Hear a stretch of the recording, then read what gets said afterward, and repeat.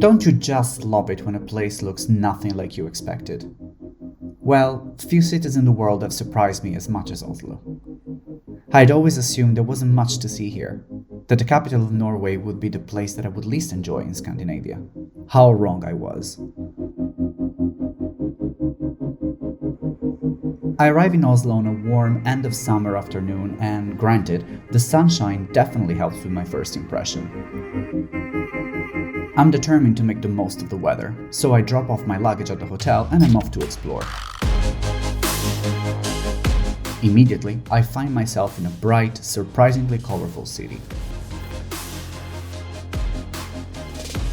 I first head to the waterfront, where the city hall is. This stately building was inaugurated in 1950 and houses the city government. It is also where on December 10th every year, the Nobel Prize ceremony is held. This brick building is certainly no frills. Built in functionalist style, it looks dark and heavy, something that makes it stand out in a city that is otherwise full of sleek and modern architecture.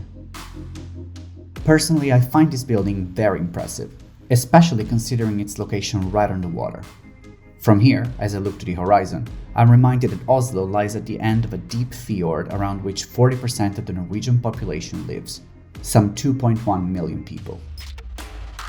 From City Hall, I follow the waterfront past the Akershus fortress all the way to what's probably the most magnificent building in town, the Oslo Opera House. This is one of the greatest examples of contemporary architecture I have ever seen.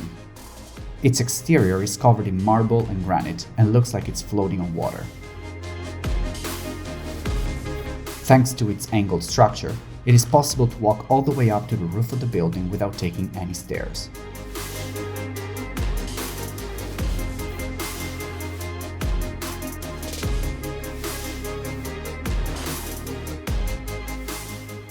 It is clear that the Opera House is something of a meeting place for Oslovians, who come here to enjoy the pretty views and, on warm summer evenings like this, even dance some salsa. I, for one, just sit on the marble and take in the beautiful sunset. I cannot imagine a better way to spend my final evening in the north of Europe. On my way to dinner, I marvel at the beauty of Oslo, while dusk turns the city into a giant pastel painting.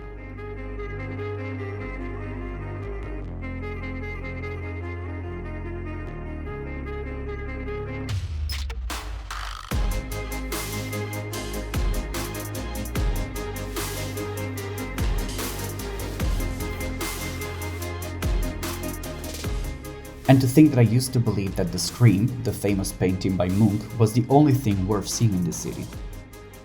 This is something that, by the way, the universe decided to punish me for, as I don't even get to see the Scream, since many of the Munch paintings are not visible while the museum moves to its new location next to the Opera House. That will teach me. With a late flight back home, I have most of the next day available to continue exploring the city.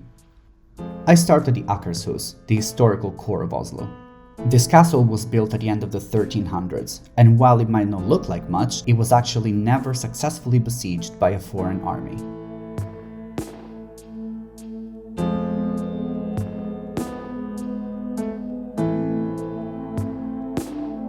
Since I visit early in the morning, I even get to explore it entirely by myself, which is always a treat. From Akershus, I head to the stunning Frogner Park. I'm here to check out the unique Vigeland installation, a sculpture garden created by Gustav Vigeland between 1924 and 1943. The installation features more than 200 bronze and granite statues. Some of them are just plain bizarre, but together they all make for one of the most original places I have ever seen in my travels.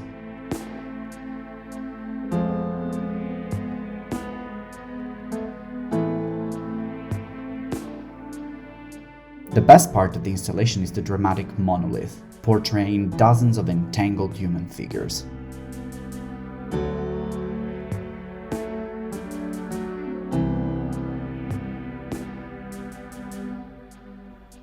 Around it, 36 figure groups represent a circle of life. Very moving.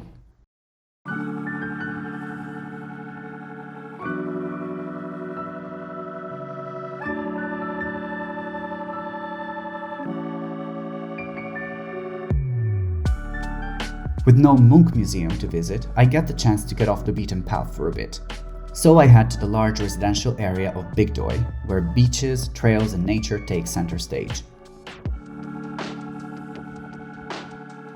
With a view like this, it is hard to believe I'm in central Oslo. This lush district is also home to many of the city's museums. I decide to visit one, the Kon-Tiki Museum. Have you ever heard of Thor Heyerdahl? If not, you should definitely read about him. He was a Norwegian adventurer and a bit of a hero of mine.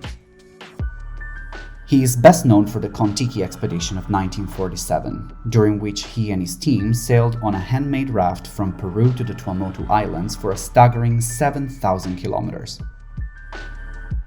They wanted to demonstrate a theory of Heyerdahl's that ancient South American people had the capability to undertake voyages across the Pacific and that they might have been the ones who populated Polynesia, rather than people from the West, like the leading theories suggested.